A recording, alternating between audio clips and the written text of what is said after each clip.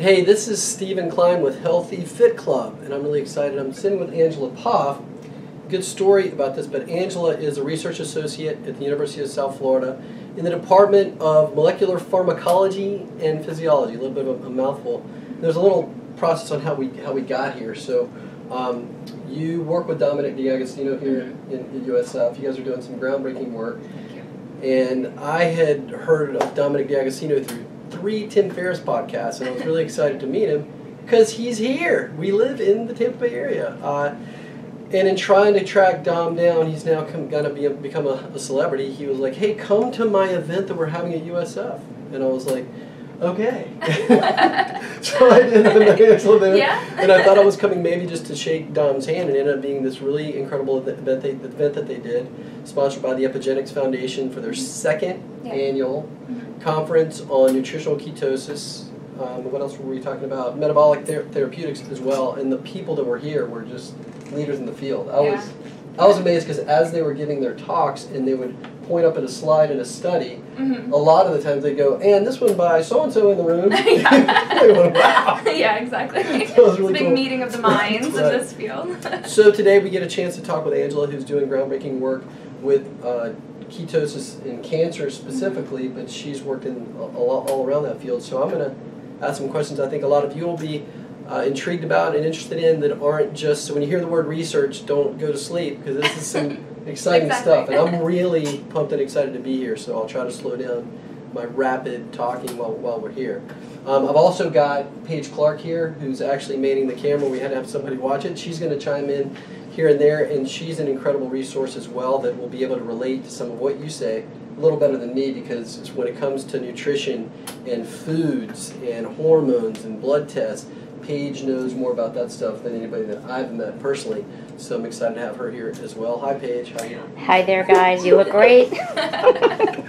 So let's so to start, a general vantage point when we start, I think just talking about ketosis in general would be a good spot, because I know when I had first heard about ketosis, maybe back in the Atkins days when people were doing the Atkins diet, I heard of a really bad correlation to ketosis and then diabetic ketoacidosis and these kind of things. So can you just kind of start off, Angela, and tell us what is ketosis, and then maybe as a macronutrient what it's looked at now, and we'll go from there. Yeah, sure. So ketosis is a natural metabolic state. So anytime that you are not consuming food or burning your own fat for energy, your body is going to be breaking down that fat into what are called ketone bodies. And so this was something that especially our ancestors went in and out of ketosis naturally very often, because they didn't consume the type of diet that's very often consumed now. It's very high in carbohydrate, and especially like simple carbohydrates, which can spike your glucose and your insulin quite dramatically. Right. And so this is a normal metabolic state that is actually kind of served as a way to provide energy to our body, and especially to our brains, when we weren't currently eating a carbohydrate type of food. So essentially, we think of ketones, and so these ketone molecules that are made when we're burning fat. So the liver will take that fat and in part convert it to ketones. And the reason that ketones are so important for human physiology is that they're really the only other primary fuel for the brain. And when you think about it, our ancestors probably went long periods of time without eating or in between meals, and you had to have an alternate fuel for the brain. And most of the energy that's stored in our body is in the form of fat, right? But we tend to think about glucose as being the primary fuel for the brain, and you hear that all the time. And sometimes people even say glucose is the only fuel for the brain. I hear that a lot. And that's not true at all. And that's been known since the 60s. George Cahill at Harvard showed very elegantly that during glucose restriction or during fasting, ketones can replace glucose as the primary fuel for the brain. Up to maybe 60 to 70% of the energy can come from ketones. And so we needed we have all this storage of fat on our body naturally. We only have a small amount of glucose stored in our body, and that's in the form of glycogen, right? In our liver and our skeletal muscle. So if the brain could only utilize glucose, we wouldn't be able to go very far without eating, right? We burn through that glycogen pretty quickly in a couple of days. And then we would have to start basically breaking down our muscle we can convert muscle protein into glucose. But thankfully we don't have to do that because we can convert fat into ketones. Now, is that why, you know, let's say that the old school bodybuilders are eating every 3 hours or so and replenishing their glycogen in the same respect, they'll say you've got to eat within an hour after your workout because you have to replenish your glycogen. Yeah, maybe. That might be the idea behind that, yeah. But studies have actually shown when you keto adapt long term, you have normal glycogen stores. Because we have backup mechanisms, so you can make you can make a small amount of glucose from glycerol, which is the backbone of fats, triglycerides, and then you can make glucose through amino acids that you're consuming, you know, the gluconeogenic amino acids that can enter the pathways and then get converted to glucose and then stored as glycogen. Okay, so then the distinction between like the diabetic ketoacidosis, what is that and how is that different from what we're talking about? Okay, so diabetic ketoacidosis is an acute pathology. So it is a consequence of a diabetic state. So especially this is in type 1 diabetics, this is a real concern. When you don't have proper insulin production, and this can also happen in late stage type 2 diabetics as well, but when you don't have proper insulin production, and you know the problem with diabetes is basically this glucose or carbohydrate intolerance. So either your pancreas is not making enough insulin, so type 1, and insulin is required to ship glucose from the blood into the cells to be utilized for energy. Or in type 2, insulin has become so overproduced in the body chronically that the cells stop responding to it. So essentially the problem is, even though there's glucose in the blood, it can't get into the tissues to be utilized properly. Okay, so then that essentially tells the body that the body is starving. Okay?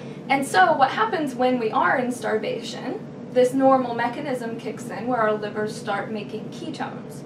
But in normal physiology, insulin will be released once ketones become at a high enough level. Insulin will be released and kick off ketogenesis, or it's like a thermostat, it'll stop the production of ketones. But if you're a type 1 diabetic and you aren't able to make insulin properly, then something can happen called runaway ketogenesis, where the liver makes more and more ketones because it's still starving, because there's still that problem with getting glucose into the tissues. And then at that point, the level of ketones can accumulate to an extremely high level, so 10 plus millimolar, which is very high. And ketones are acids, so that can reduce blood pH and cause coma, organ failure, and things like this. So the difference between ketosis and ketoacidosis is one of magnitude and cause. Okay, so the levels of our blood ketones during a natural ketosis, so you're eating, you know, during a natural fast or overnight fast, when you're consuming a ketogenic diet, you're getting blood ketones in the level of 1 to 3, maybe up to 5 millimolar. With ketoacidosis, it's an acute pathology where you're not able to keep your blood ketones in a normal range because you don't have functional insulin signaling. And then those ketones will collect to levels way, way higher than what is our natural state of ketosis. And that's not a good thing. So that's dangerous. But just eating a ketogenic diet or calorie restriction or fasting, if you are not a type 1 diabetic, your body regulates blood ketone production. And I asked you that because I know that a lot of people in the medical field will hear ketosis and boom, they go there. What we were just talking about instead of the healthy version of it is. And it's sad too because, I mean, ketones are a very normal part of our physiology. We make ketones overnight as we, fast. Most people have a mild amount of ketones being produced, in an overnight fast. it's a very normal part of our physiology that's kind of been forgotten. Sure. I like to say that ketones are the slow burning log, and glucose and sugars are your kindling. They give you that spark and then they burn out, but you get that slow glowing energy from a ketone. Yeah, that's an interesting way to put it. So it kind of mimics the metabolic pathways. So glucose can be burned very rapidly through like glycolysis and fermentation. So these are kind of short metabolic pathways that don't require utilization of the mitochondria. Now, typically you will be using the mitochondria when you burn glucose as long as oxygen is available. But say, for example, in during heavy exercise, in an anaerobic state, so once you have hit the point where you're limiting oxygen availability, so you're burning, the muscle activity is so high that you have a limiting factor from oxygen, you can still burn glucose without oxygen, and that's those quick pathways, the glycolysis and fermentation.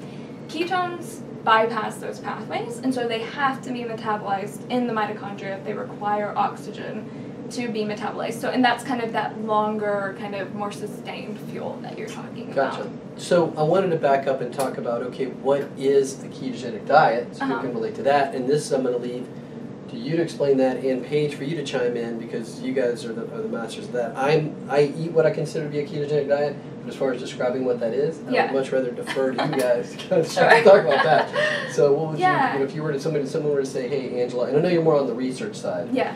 If somebody say, hey, Angela, you're talking about ketosis and a ketogenic diet, what is that? Yeah. What are we talking about? And then Paige, I know you know all there is to know about that as well. So how about Sure. So I think the easiest way to explain it is the history of the ketogenic diet. So for about 100 years ago, this diet that was then called the ketogenic diet was created by clinicians at the Mayo Clinic. And this was because it had been known for a very long time that if you fasted, you could control seizures, okay? So that was one of the only ways before modern medicine that someone could actually reduce the amount of seizures if someone had epilepsy. And so at that time, fasting, it was very effective, but there's a limiting factor there, right? You can't fast permanently. And so the clinicians thought, okay, what's happening in metabolism when we fast? Well, the body is burning primarily fats. Now it's fats from your stored body, but it's subsisting on the fat in your body. Right. And so they said, okay, let's try to make a diet that would mimic what's happening in the body when we're fasting. And they said, okay, so this would be maybe like 90% of the calories from fat, basically very low carbohydrate, and then you have to have protein, obviously. We have an essential protein requirement. And so they created this diet, and in the earliest studies, they found an incredible anti-seizure effect in these kids. And they were basically able to create this fasting mimicking diet. So essentially that's how the ketogenic diet, the classic ketogenic diet, came into being. Wow. And so it's a diet that is primarily made of fat. So the classic ketogenic diet is a 4-to-1 ratio of calories coming from fat compared to carbohydrate plus protein, which ends up being 80 to 90% calories from fat, and very carbohydrate restricted. And when you do that, when that happens, your body is not producing much insulin. Carbohydrates are a major kind of stimulus for insulin. And when insulin is suppressed, our liver will start making ketones from that fat. Yeah. And so that's what a ketogenic diet is. It's primarily fat, very carbohydrate restricted, and adequate protein. And it induces this state of ketosis where you have lower blood glucose and then an elevation in ketones, which provide fuel for your body. An excellent question would be, you made the comment, adequate protein. What is your research showing us, Angela, is adequate protein for the average person?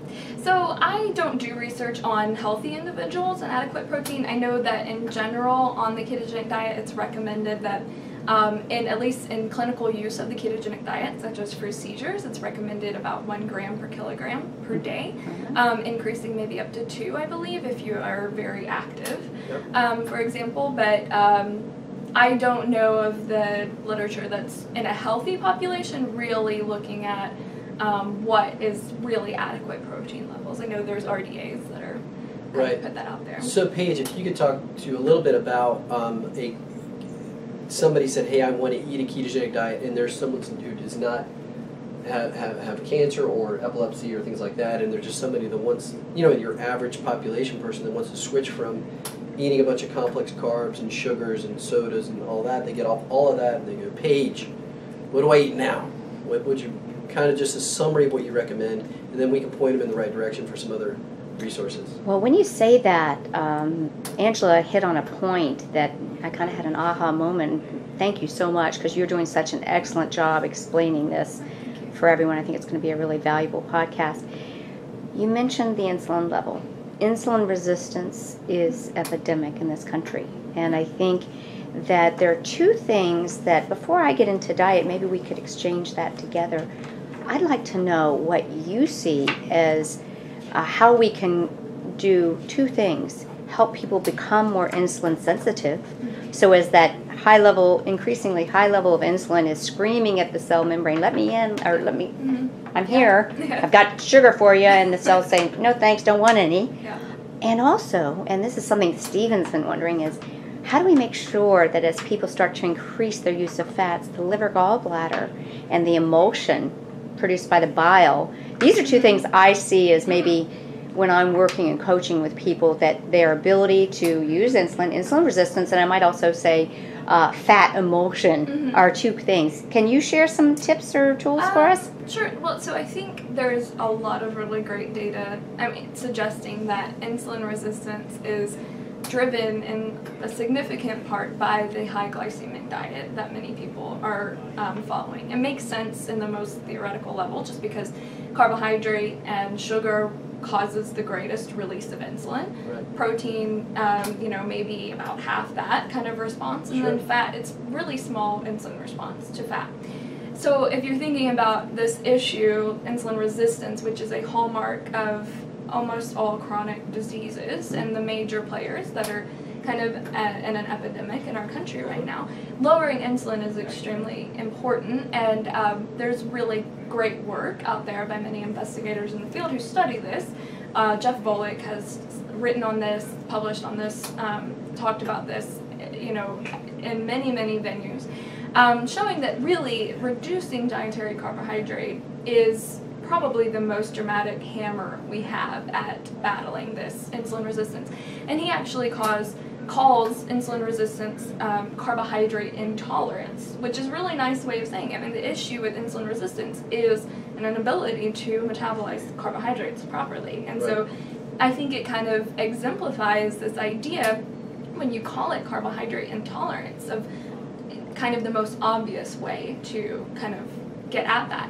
Now, there's also very interesting data showing that a high-fat diet, so when you have most of the time in the literature, when you read something that says high-fat diet, these are diets that are not ketogenic, and they are higher in fat than what is classically considered a normal diet, but they're also still quite high in carbohydrate. And I think we're seeing now that that is a particularly nasty state as well. So consuming a lot of fat in the presence of a lot of carbohydrate is not a good thing.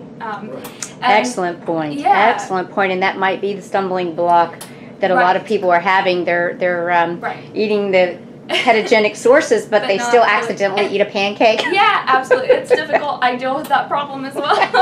It's a difficult thing to really reduce carbohydrate to the level where you actually get into ketosis.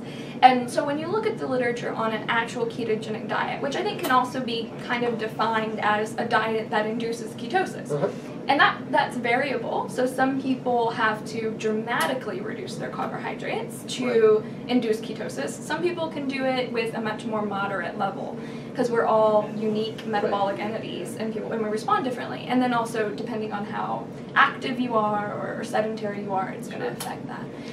So perhaps test, not guess, maybe monitoring through the keto breathalyzers or the blood prick. Good question. So both of you guys talking about that. What is it? I've never tested for my millimolar level or whatever it is, and I know there's another thing that doesn't even do it by that. It does it by either acetone or whatever. What are some tests that people can do to kind of check their ketone level, and what are the self-tests, accuracy rings? Yeah, instead of spending a ton of money to go to a lab and test so there are commercially available blood glucometers. So these are products that are available for primarily in the past people who have diabetes, We want to make sure that they're not entering a state of ketoacidosis, right? So there are meters that you can buy that will measure both your blood glucose and your blood ketones. And so I think the blood meter is probably the most accurate Is that the Abbott measure. Is that the Abbott lab? So they have Abbott Labs has one, Precision Extra. Yeah, that's okay. Then there's that thing Nova that's called the Biomedical. keto sticks or something that you blow into. The ketonics, I believe. Ketonics. Yeah. Ketonics. And that measures your breath acetone. Right. Okay. That's Yeah. So the blood meter measures your beta hydroxybutyrate, and that is the primary ketone in the blood when someone is in ketosis. But it can also get converted into acetoacetate, which is the other primary ketone body. About 80% of the ketones in your blood are in BHB form, about 20% in acetoacetate. And then acetoacetate can actually spontaneously decarboxylate to this compound. Oh my God! To this compound. Sorry. It can convert into this compound called acetone. And that's what we exhale. And that's why when someone's in ketosis, you can smell like a fruity smell on their breath. That's what acetone is. And so the ketonics is something you blow into this meter. Sure. It hooks into your computer, and you can measure. You can get a reading on your ketone level. And so the other one, what about those little sticks you can like the urine pee on sticks or whatever? Yep. Yeah. So those measure acetoacetate. So acetoacetate is the form of ketone that we excrete in the urine. So that's another mechanism by which our bodies will regulate how high our blood ketones can get. Once they get high enough, they start spilling out in the urine, which is another mechanism to try to prevent them from getting into a dangerous level, right? So the one that I hear everybody talking about to measure your level of ketosis is millimolars, which that's the one from the blood test, right? So the blood test actually gives you a millimolar reading. The urine sticks kind of have this range that tells you, mild, not in ketosis, mild, moderate, kind of deep ketosis. Acetoacetate would also be present in a millimolar range. It's just that the sticks are not giving you a readout of an actual millimolar value. Okay. The urine sticks they're useful. They're super cheap, which is good. Right. They're useful for determining if you are in ketosis. The issue with the urine sticks so a lot of times what people will see is when they go on a ketogenic diet, their ketones will be pretty dramatically elevated on a urine stick the first couple of weeks, and then they drop. And people think, oh wait, I'm not in ketosis anymore. But the issue is actually your body's just now better at burning ketones, and you're not excreting them in the urine so much. Right. So it's a lot more difficult to get a good, value of your actual state of ketosis, your blood ketone levels, with the urine sticks, especially once you're keto adapted, which can take weeks to months. Great clinical pearl there. So then, getting back to the ketogenic diet a little bit, Paige, we're talking about not maybe as high as 80% fat, but 60% fat to 70% fat maybe, then moderate proteins, and then just low carb. So there are, and now, so the original ketogenic diet was that really extreme, the classic ketogenic diet, 90% fat. Sure. And over the years, people have developed, so especially in the epilepsy field, which is where most of the actual good data, clinical human data on ketogenic diets has come from, because it's been an approved and useful therapy for 100 years in that field, which is fantastic that we have the understanding from the epilepsy community on what this actually does. But because it is difficult, I think almost universally, for anyone to eat a 90% fat diet, they have developed alterations of the diet that are lower ratios, a little bit, especially more generous with protein intake, and then even things like the low glycemic index diet, which is also has been proven to be quite effective at suppressing seizures in epilepsy studies, but is just a diet where essentially you can eat any food that has a glycemic index less than 50. It's not going to cause an insulin response. At least, it's all relative, but it's it's more liberal but still effective in epilepsy, which is great. And so we're interested in kind of exploring what's the best type of diet for each use, right? And I'm interested in specific uses, but people are out there setting the diet for a number of things. It's really incredible how widespread the research is on this field right now. It's really just exploded in the past. Something that's also interesting to me is when you look at the people that tout the China study and that kind of thing, and they said, okay, fats are bad, and there's no distinction between a good fat and a bad fat. It's like fats. Yeah. And all meats and that kind of thing. And I'm not taking any stances or whatever, but it's essentially to me, it didn't seem like exactly like the scientific method when you say fats. Yeah, it's hard, and especially hard to draw from like epidemiological data that might suggest this or that. I think you're really right. I think it could be quite easy to formulate a unhealthy ketogenic diet if you're consuming a large amount of unhealthy fats. So that's also something that kind of is a difficulty in this field, because all it takes is people doing research on poorly formulated ketogenic diets and then seeing completely bad or responses that are not congruent with some of the other data that's coming out there.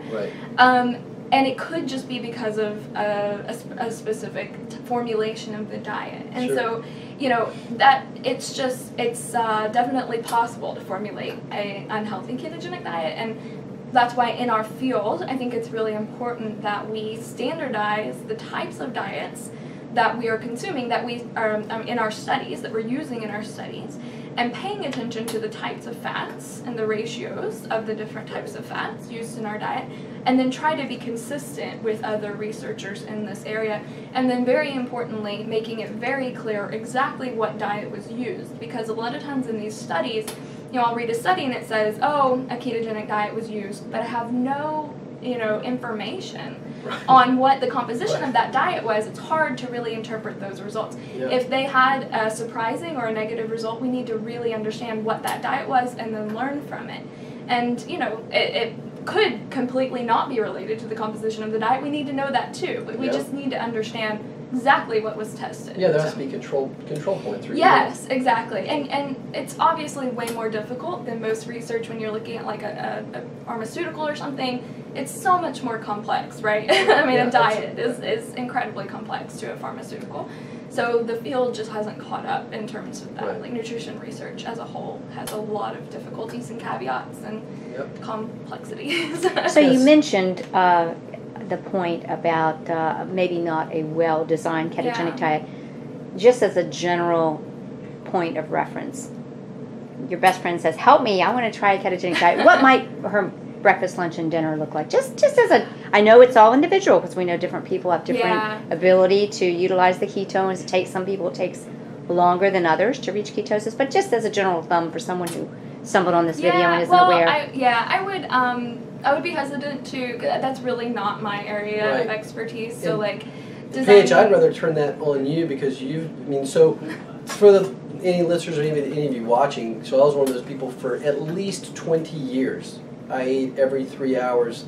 It was like, my watch says now on it until time. It was never waited till I was hungry, never ate till I was full. It was just time to eat, because I was a sugar burner, and I figured I needed it, so boom, boom, boom. So when I was influenced by Nora's book, Primal Body, Primal Mind, and then Mark Sisson and all these guys that started learning this fat burner side, it is completely 180 degrees away from what I was doing. So to take it in, to go from eating 5-6 meals a day to eating twice and maybe a shake or whatever, and the high fat content, because I was eating low fat, no red meat at all.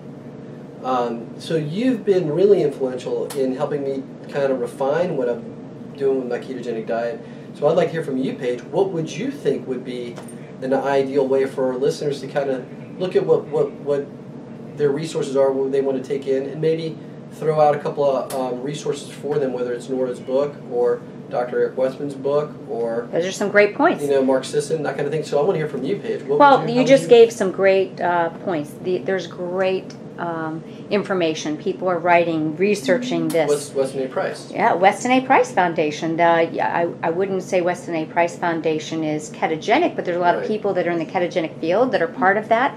We realize that the wise traditions or the diets of our ancestors had healthy fats, and I loved your explanation at the beginning, Angela, about how we had to have these fats. The food was not like sitting around on every corner like it is today. So when you ask me, Stephen, I encourage anyone who wants to make a diet change to work with a coach or a health professional, someone who is trained and has worked with other people, because as I mentioned, one of the stumbling blocks early on is the ability to restore insulin sensitivity, the ability to conquer the emotional connection to eating. Wow, mind, body, spirit, what's happening there?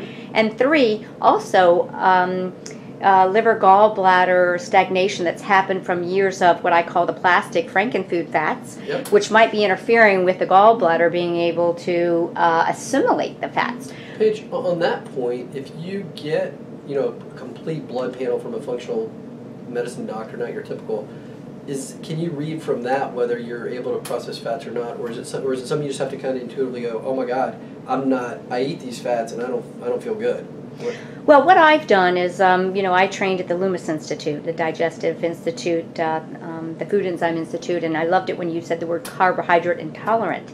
So we can look at some different things. I actually think that from some of the urine metabolites, you can tell whether or not a person is carbohydrate intolerant, fat intolerant, or protein intolerant.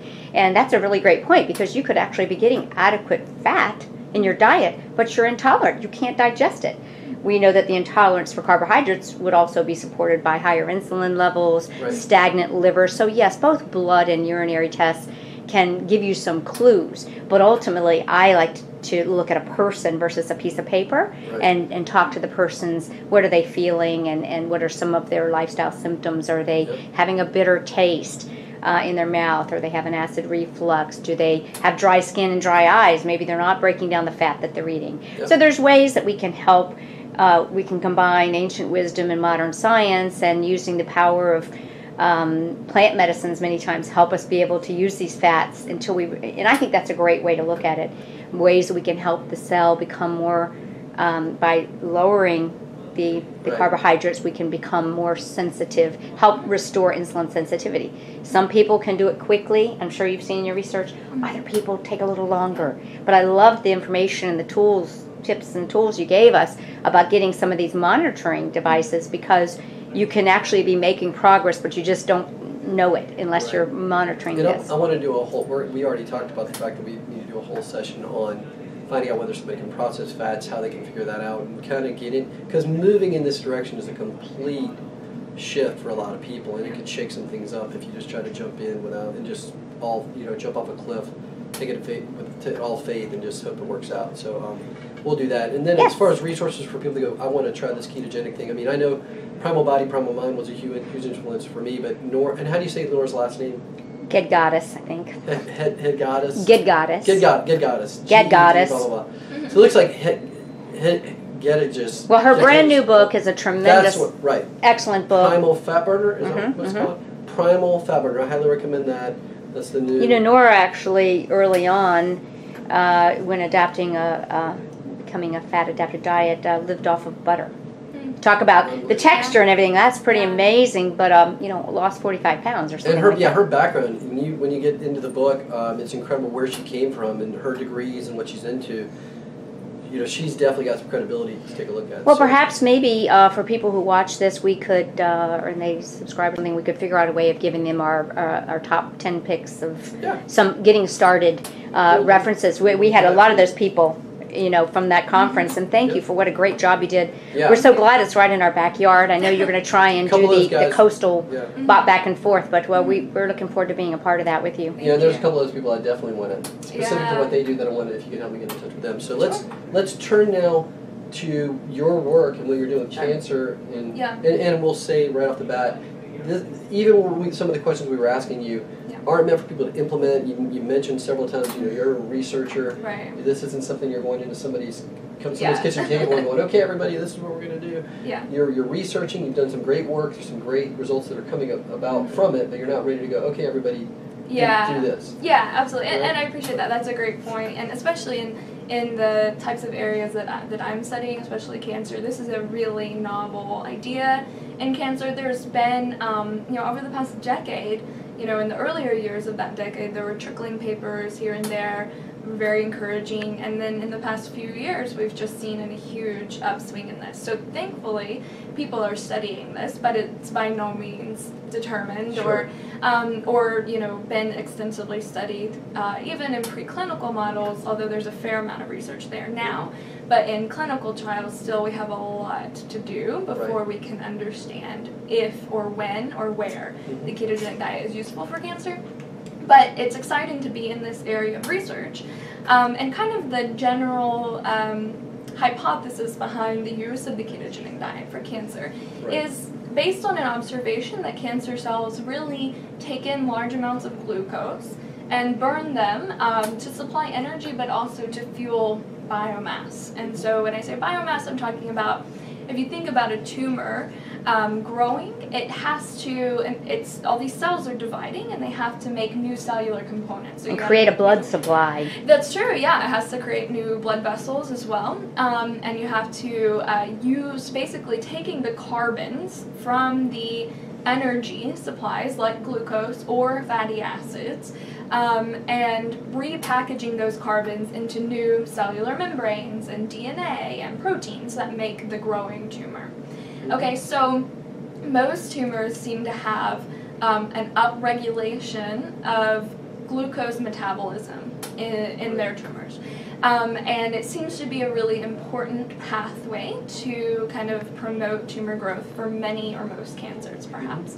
And there are, what's really exciting, I actually got back 2 days ago from a conference on tumor metabolism, which was in Whistler, British Columbia. Oh, which was tough place to go. Yeah, right, it was terrible. It was beautiful. And it was really kind of the biggest names in the field of tumor metabolism doing really incredible science, picking apart the specific metabolic pathways that make each cancer tick.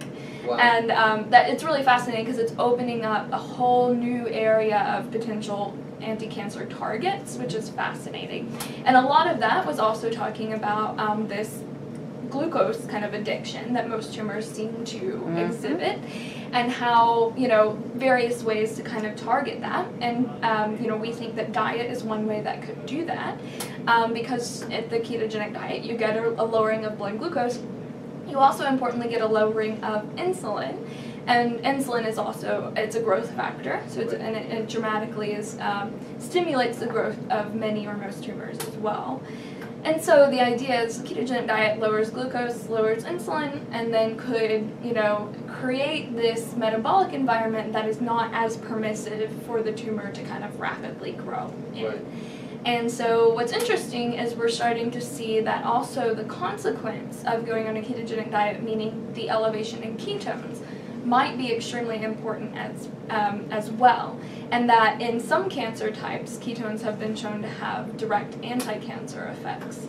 So it's definitely not universal. There's some that don't respond in that way.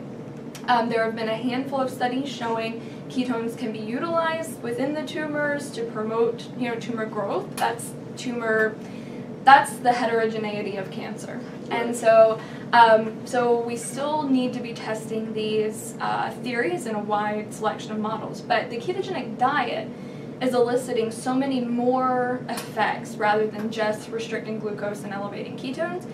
It's altering oxidative stress, it's altering inflammation, it's altering gene expression. Yeah, for the most part. It's incredible the plethora of effects that are induced by the ketogenic diet. And the bulk of the studies really suggest that, for the most part, these are beneficial effects for our healthy tissue, and for the most part, these seem to be negative effects for many cancers. Right. It's as if it is how we were so designed. Right. You would think. And research, and I can't tell you enough of how wonderful it is that we have science focusing on this. Yeah, it's really, really exciting, and it's great. It seems like, now that there's so much more interest, in this field, we're getting to see more and more studies, understanding more specifically, there are probably specific cancers that are that seem to respond quite well to the diet. There might be some that don't respond. There might be some that you don't want to use the ketogenic diet on, because cancers are incredibly heterogeneous. But just getting that research out there to understand that is incredibly important. morning. And so, Angela, you mentioned you were the first PhD candidate under Dominic D'Agostino here at USF. How long have you guys, or him included, even maybe before you came along, has he been working on that correlation with the ketogenic diet with cancer? So actually, Dr. D'Agostino's work prior to my joining the lab was primarily focused on seizures. Okay. It's actually a really interesting story, kind of one of those fun, like, stumbling upon a new discovery. So he was studying oxygen toxicity-induced seizures. So, for example, if you go scuba diving and you're using an oxygen rebreather, you are breathing 100% oxygen. So that's higher than what we're breathing right now, right? Yep. Which is 21% oxygen. And then you're at an elevated pressure. So the barometric pressure underwater is higher than normal. But when you have those two things happening, it can simulate a seizure, which underwater is typically fatal, right? That's extremely dangerous. Right. And so this is a big limitation for our Navy SEALs, right? So for a mission, they can they're very limited in the amount of time that they can be underwater using these rebreathers without potentially having the risk of a seizure. And so he was studying seizure mitigation strategies funded by the Navy and for this type of seizure. And at that time, he was using hyperbaric oxygen as a way to kind of stimulate that. And what's interesting, so as I already mentioned, the ketogenic diet is an anticonvulsant therapy. It's used clinically for that. And the ketogenic diet is fascinating in that it seems to work when drugs fail, and it seems to work kind of regardless of etiology of the seizures. So, you know, someone that has epilepsy from a specific genetic condition to, epilepsy where they're not sure of the cause, to even these oxygen seizures that divers can experience. Right. Ketosis seems to really have an anticonvulsant effect. So he said, well, why don't we try ketosis as a way to inhibit these seizures? And he was doing some studies in this under this really high-powered microscope. So he was exposing these brain cells to high-pressured oxygen and ketones. Right. And these cells that he was using was actually a brain cancer cell line. And that's normal because it's hard to keep normal cells alive in culture, in like petri dishes. Okay. So he was using a cancer cell line because a lot of people will use, because they're immortalized, they just keep dividing. Sure. Okay. But he's seeing when he's applying these two conditions that cells are dying.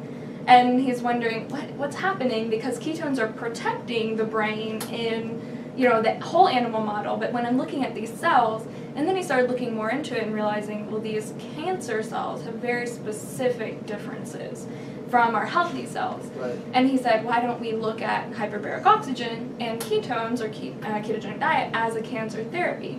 And that was at the time that I came to USF to start my PhD, and I met Dr. D'Agostino, and so when you start a PhD program, you have to find a professor that you work with. And so he had done a presentation on the seizures work that he was doing, and I found that interesting. And then at the end, though, really short, he was just like, and I have this idea to use this diet to treat cancer. And I was like, that sounds so fascinating. Right, good timing. Yeah, so I set up a meeting with him, and then I came in his lab as his first PhD student, and then did my PhD with him, did a postdoc. I stayed as a postdoc, and now I'm a research associate because I love the work we're doing. I'm really it's amazing. Passionate about it. It's exciting. It's really yeah. Dr. D'Agostino is an incredible friend, mentor, boss. And so colleague. getting back to that rebreather thing, so now, with those studies, these SEALs are able to stay under longer without worrying about seizures? So that's the idea. So right now it's only been tested in preclinical models. So we simulate that environment in a rat model. And what was very interesting, so the military was not as interested in a major shift in diet, which is what led our lab to really start exploring exogenous ketone supplements. Whole nother rabbit hole we're Right. going to not in this interview. But Exactly. I am really excited about that stuff. Yeah, so it's really interesting. And so, one of the earliest supplements that we started studying was a ketone ester. And this ester, given a single dose of the ester, given 30 minutes prior to a dive for the rats, delayed the onset of seizure by almost 600%. Holy cow. So it's a really potent, there's something, the ketones are eliciting some, or probably many, physiological effects that have very potent anticonvulsant. Right. And so we don't want to broadcast that too big because we don't want the U.S. enemies to know that we now have Navy SEAL rats. We have rats. Navy SEAL That's rats. right. You Because should the be people scared are of ready. The people are ready. Right. Yeah. That's really cool. So, And then I'm glad to hear you broke all that down because when Tim Ferriss interviewed Dominic on his first podcast, which is really clinical, talked a little bit about the rebreathers, and they kind of brushed over it. And I had no idea what he was talking about at all. So that was amazing. It's interesting, and so hopefully it'll move into human trials at some point. But right now it's just been shown in animals. So. Killer. Question why you mentioned that point of exogenous ketones. Yeah. So my question is, and maybe you can answer this, and I know from the research standpoint, can we feel comfortable that if we use exogenous ketones, we're not going to shut down our own production? Or could supplementing exogenous ketones the way some people were supplementing endogenous hormones, could it interfere with a feedback loop? What's your thoughts on that? Yeah, that's a really great question. We definitely need more research on the specific metabolic effects of exogenous ketones. Right now, we're studying kind of global scale changes in animal models, providing exogenous ketones and then looking at numerous metabolic, we did global metabolomics profiling, which is looking at 3,000 metabolites in the bloodstream after providing the ketones for 15 weeks. We looked at inflammatory profiling. We're trying to get as many metrics as we can right now. The idea... Okay, so we need to keep in mind that exogenous ketones are a source of calories. Mm-hmm. And so any source of calorie is going to have some feedback loop on endogenous ketone production. Would ketone calories specifically inhibit endogenous ketogenesis compared to other types of energy metabolites? Maybe. I don't think that's really necessarily been demonstrated. There is some data, of course, that almost any time in the body you supply something exogenously, you're going to impact the endogenous. Okay, so just to stop you, just for a Sorry. second. Okay, no. I'm page notes how I am, where I like to talk specifically so that third grader's going to get what we're talking about. So before we go any further, let's just explain what is an exogenous ketone and what is endogenous. What is the production of endogenous ketones? Yeah. Just so people know what we're talking about, the reference point, even though that's really basic. No, that's I don't want to assume that people know what that is. Sure. So. Agreed. That's great. Endogenous refers to when the ketones that the body is making, so making from fat stores or dietary fat when you're eating a ketogenic diet. So those that the liver makes would be endogenous ketones. Exogenous would be when you consume a supplement that is already a ketone body, so you just consume it, it gets absorbed into the blood. Or it is a molecule that is converted into, releases a ketone body or is converted into a ketone body when you consume it as well. Right. So it's an outside source versus inside source body making So what that means is there are these exogenous ketones people can now purchase to consume to get into ketosis or use that as a fuel. Right. Yeah, for working out or anything else. And what's interesting about this is we now know over the past few years, we've definitely seen there are many, many benefits of being in ketosis that are directly mediated by the ketones themselves. Mm-hmm. So signaling properties of the ketone bodies. And this is kind of the premise with which the idea of exogenous ketones was kind of created. Right. Can you mimic at least some aspects of the benefits of the ketogenic diet with these exogenous ketones because you're stimulating these signaling pathways?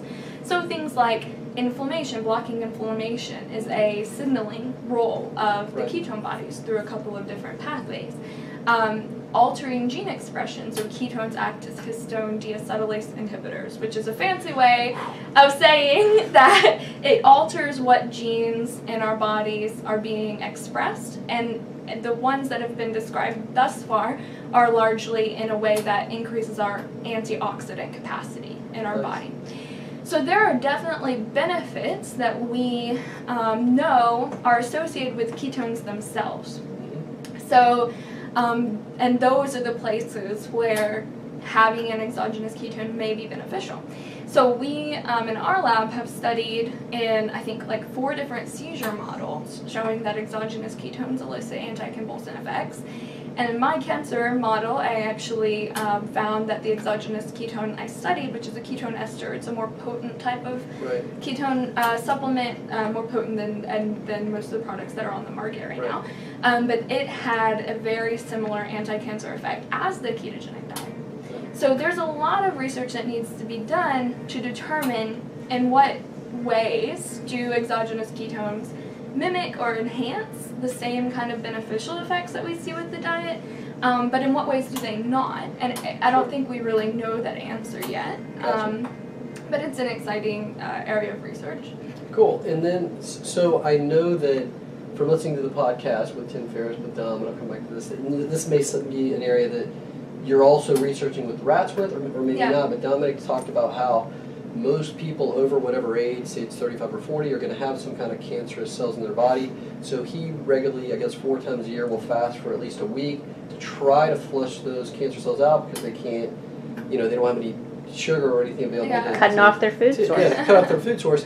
And that, that's not obviously that's not a, hey, this is what it does and do this, and that's the thing. But I was pretty impressed that he would go a whole week and then said he deadlifted 550 pounds 10 times in a fasted state without eating I've never anything. done that, by the way. Right, yeah. I was out, there's a club here.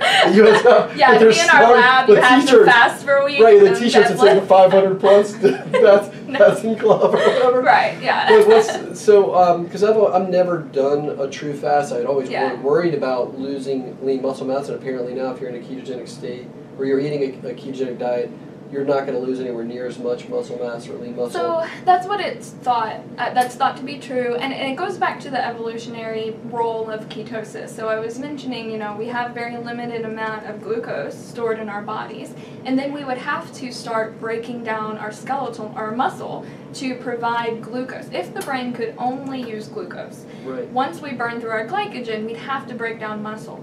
So the fact that ketosis is a protein-sparing process, because you start breaking down fat so that you don't break down your muscle. And so it's not surprising now that we're starting to see specific metabolic paths or specific molecular mechanisms which preserve muscle in the presence of ketones. So for example, there was a study in late 2016 showing that acetoacetate, which is one of the ketone molecules, stimulates muscle protein synthesis in a pathway that was not previously described through a specific, it's called MEC-ERK signaling. And this is separate than the mTOR pathway or the classic kind of stimulation of muscle synthesis. So because ketones evolved and then ketosis evolved in part as a way to prevent muscle loss, which would inevitably cause death within maybe 2 weeks. If you couldn't utilize ketones and we had to use our muscle, you would start breaking down your respiratory muscles, and then humans would die within 2 to 3 weeks of starvation. But instead, we break down these fat stores and we can subsist for months to people have fasted for over a year if you have enough fat storage. So ketones have protein-sparing effects, and it's thought that that is one reason why being in a ketotic state during some kind of fast, you would lose less muscle than if you weren't. So it just makes sense. Why wouldn't we want to be a dual fuel burner for kind of survival state? That's a great point. And I think that the dual fuel, I think being metabolically flexible is a good thing. So I like that term. I don't think that there's, really a lot of studies that have tried to look at this, but so this is kind of speculation. But I tend to think that probably going in and out of ketosis is a good thing. It mimics our natural evolutionary history, and there are benefits of both phases. As long as you're not too far on either phase, there are definitely benefits. And so I kind of tend to think that, probably being in ketosis all the time is also not natural. Just like not being in ketosis ever is not natural. So probably having this metabolic flexibility, moving in and out of ketosis easily is probably a good thing. I think it's a sign of metabolic health. And I like that point. When you mentioned that two things that were just really great wow things you just said there is being metabolically flexible. This allows us to accidentally eat that pancake and realize we got to go back into ketosis, and that's probably more the way our ancient ancestors were. They stumbled on a feast, and then they went 2 weeks with nothing, and maybe they were carrying around the bone and chewing on it, or a few berries that were stuffed. The other thing is the fact that you said it's the ketogenic diet is muscle sparing, particularly as we reach a little bit more advanced age. We want to keep that muscle. It's harder to build. We want to preserve it. So it seems natural that we would recommend as we age to go this way. Another reason is, too, many of our older folks have a harder time digesting the proteins. So getting the fat, they could stay more satiated instead of supplementing carbs. So those were great ideas. Thank you. Yeah, and I think also brain health as we age is, it's becoming clearer. Mary's presentation on that. Presentation. What's her last name? Newport. Yeah, and she's local she's too. Fantastic. She is. Yeah. Nico and I discussed her on our show. I'm going to talk about that with so fantastic. So if you want to talk briefly about the neurodegeneration, so from carbohydrates and insulin. So one thing that I find extremely interesting, and were you in Dr. Stephen Cunane's presentation at the conference? Okay. Videos, YouTube. Oh, right. So he does some really great work using labeled ketone tracers in the brain. So in humans, healthy humans, also like pre or early stage Alzheimer's patients, and he is able to track glucose and ketone uptake in the various brain regions in these conditions. And the summary of what he's found is essentially, as we age, our brain becomes less and less and less capable of metabolizing glucose for energy. And they're not exactly sure. There's clearly a deficit in glucose uptake, which might be related to a brain insulin resistance. Right. Diabetes type 3, some people are calling it. People are calling it that, Yeah, okay. But there is no such deficit with ketone metabolism. Bingo. So when you're looking at individuals who have reduced, you're just not supplying energy to the most energetic, demanding organ in the body. Our brain utilizes 20% of the energy that we burn, although it only makes up for 2% of our body weight. So it's an incredibly demanding organ that requires a lot of energy to function properly. In Alzheimer's disease, you have dramatic reduced capability of taking in glucose to the brain. Right. But what we see now, Dr. Cunane has shown that those brains are still fully capable of taking in and utilizing ketones. And that's crazy exciting. So if you're in that state, having a backup fuel on board that could provide energy to the brain during that time could be substantial. And now people are studying ketogenic diet, medium chain triglycerides, which is kind of like a source of ketones. So my mother's 80. She just thought I'd share this because of Dr. David Diamond's talk. This video will be up soon. Mother's now eating healthy fats, which she would never listen to me. And she's taking a tablespoon of Dave Asprey's Brain Octane once a day. So I'm really, really excited because she would never touch any of that. So, But when you say that, Stephen, one of the comments that Angela made was we have to be cautious about taking in a higher point of fat while we're still taking in the sugars. And this is the thing I struggle with some of the older, more senior people that I coach. They still accidentally want that pancake or that pastry in the afternoon or that sweet cake that they have. So how do we negotiate with them? We really have to explain, you want to save your brain, let's increase your fats, but we're going to have to decrease those other things. That video did it. My mom ate Cheerios every single day. Right. Good. She's now incorporating the healthy fats and things like that because of the presentation by David Diamond at the Exogenous conference. But what would you do if you have a senior person who says, okay, great, I'll eat the coconut oil, but they're still eating the same amount of carbs? Are they going to have some detrimental effects? We don't know yet. Research is showing that's not the proper implementation, is what you're saying. Coconut oil and medium chain triglycerides are a little bit different than perhaps like long chain fats, so they don't get stored in the body normally. They basically get burned quite quickly. to ketones. So I think again it goes back to this question of what type of fat are you talking about? Right. And it probably really matters. Yep. And in Mary's study, she was using coconut oil, not MCTs, right? Yeah. And so coconut oil, it's about 65% medium chain triglycerides, and then so MCT oil is like just pure MCTs taken from like coconut oil or something like that. Is there? Do you recommend the whole food or the coconut oil, or do you recommend the segregated out fraction? There are, so I don't really recommend anything, but right. But disclaimer: there's a big asterisk right here. It's true.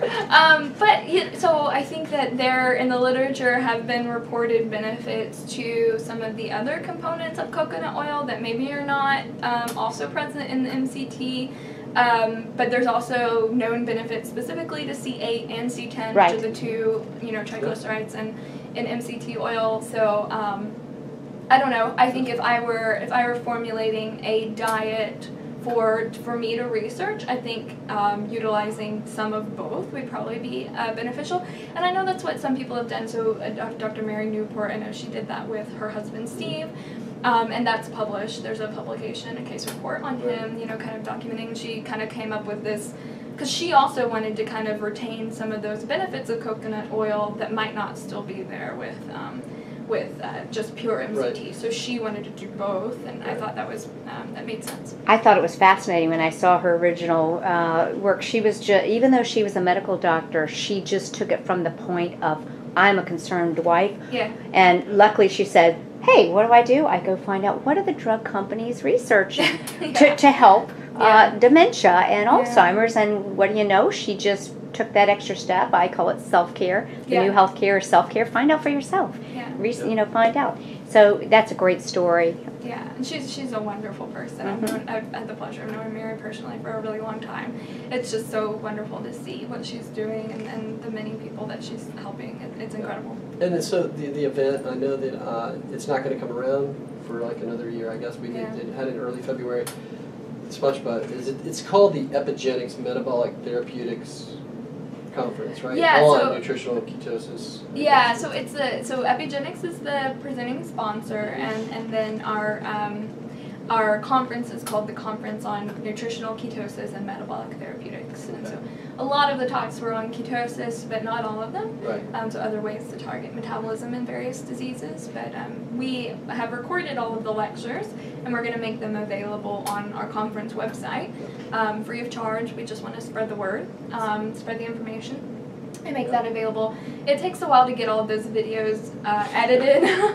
So we're sponsored by a nonprofit, and so we go through the universities. We have grad students, editing them, trying to do everything as incredible information. If you just go to YouTube and you search Exogenous, you want to spell that, I guess. Well, Exogenous is the sponsor, as you mentioned. But they're sponsoring your conference. Right. But if you go to YouTube and you put in Exogenous, right, that'll come up, and the whole YouTube channel has all of the videos from last year are up there, and they're incredible. And I guess in April, probably, or May, you'll have the ones from this year. So Exogenous is spelled EPIGENIX, and we'll probably put that in the show. I'm on their mailing list. I get their information. Yeah, so it's really incredible. And let me just say, so that we can maybe overlay this on the video, for people that want to make sure they do not miss the conference, is there an email or a list that they can, or website they can go to, so they make sure they get the latest? Yeah, so to register. If you just Google conference on nutritional ketosis, and our website will come up, and you can sign up to be on the newsletter, and then that's where everything will be for next year's event. It'll probably be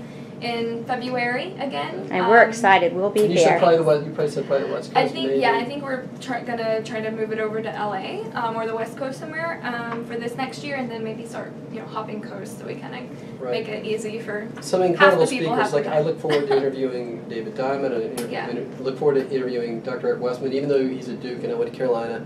He'll still love you. We talk about that a little bit because he has some incredible stuff going on. And Jeff Volek talking about creating super soldiers. Yeah. And that I had already read Primal Endurance by Mark Sisson about where these people that are now on a ketogenic diet. If you look at an endurance athlete bonking in 4 hours or whatever it is, now not bonking or hitting the wall for 91 hours, because even if you're 10% body fat, you have unlimited fat storage to go on. So that worked. When you started talking about making super soldiers and stuff, I was like, What? wow, because they're like they'll go into the field and not. Right. You know, Yeah. the sleepless, you know, it's crazy. Yeah. I call this sustainable nutrition. Oh, Like you said, you've got a store load Yeah. of energy in your body. Right. And since we've had an energy crisis and these frankenfoods people are eating, we're opening up the world to being sustainable health. Yeah, and that's what, Jeff Bullock in a lot of his talks, he has like a picture of like a 18-wheeler pulling like a whole load of gasoline, but what that truck running out of gas and not being able to move, although it has literally an 18-wheeler load of gasoline on it, is essentially what our bodies are doing when we're not fat adapted. That's at a great all, visual. And running out of food, but we have so much ready if we would just tap into it.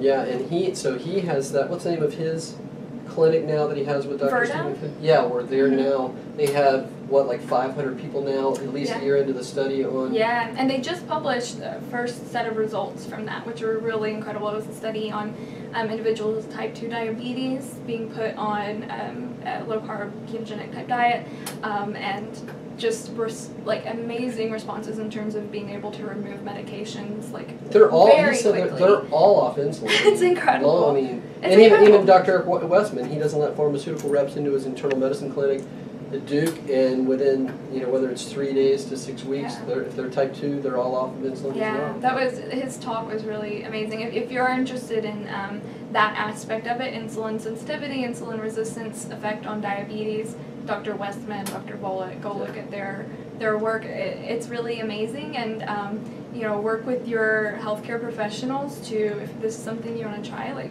go talk to them, Right. and give them the evidence, and make sure that you're being supervised as you do this. But Yeah, because we want to make the incredible distinction tool. that Angela is a research person, but there are That's right. people who are not only at an Right. event, but that are out there that are implementing these things Yeah. with people having phenomenal results. Yeah, and there I are look many forward medical to- doctors who are using this in their clinics now. Yeah. So if it's something you're interested in, find a licensed healthcare professional that could do that. And we're going to interview a bunch of them, so it's going to be cool.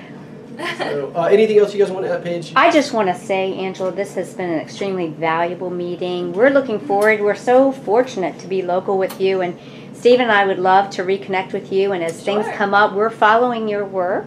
We're following the work of the foundation and the research group, and we just really appreciate everything you had to share today. And again, we'll encourage people to work with a knowledgeable health care provider for any dietary changes or food changes. Right, yeah. But we want them to know that this is well worth their time to take a look at to improve their health and have optimal health and peak performance. Thank you, Paige. I appreciate it. It's been great. Yeah, thanks. So thanks for taking the time to look at what we're doing here, and there's going to be a lot more to come from. Angela's really a center of influence for all of this, because being at the epicenter of this conference that she held, the people that came in that we now have access to talk to and get you access to, and again, not only going to see the YouTube channel that already has all the videos from last year, but the stuff that they did this year and all of those talks, which I didn't get a chance to see all of them because the networking, the people that were here, I came to meet Dominic and shake his hand and okay, great, I didn't know what this was. Yeah. And you had Dr. Mercola was here, Rodney Habib, who didn't speak, who is now working with pets, finding that they're only given high carbohydrate meals and cancer and all that, and just the people that were here was just amazing. So do yourself a favor, check out that YouTube site, the channel, look at the videos from last year, the ones from this year will be up soon. And it's just an incredible resource for information for all the stuff that we're talking about and the things that we believe in and what we stand for and what we want for everyone. The mission statement kind of for us is to share accurate health and wellness information, optimal nutrition information, but innovative solutions for peak performance. So. Yeah, thank you for supporting Healthy Fit Club and meeting our mission, Angela, for taking the time. Absolutely. It's great to meet you guys.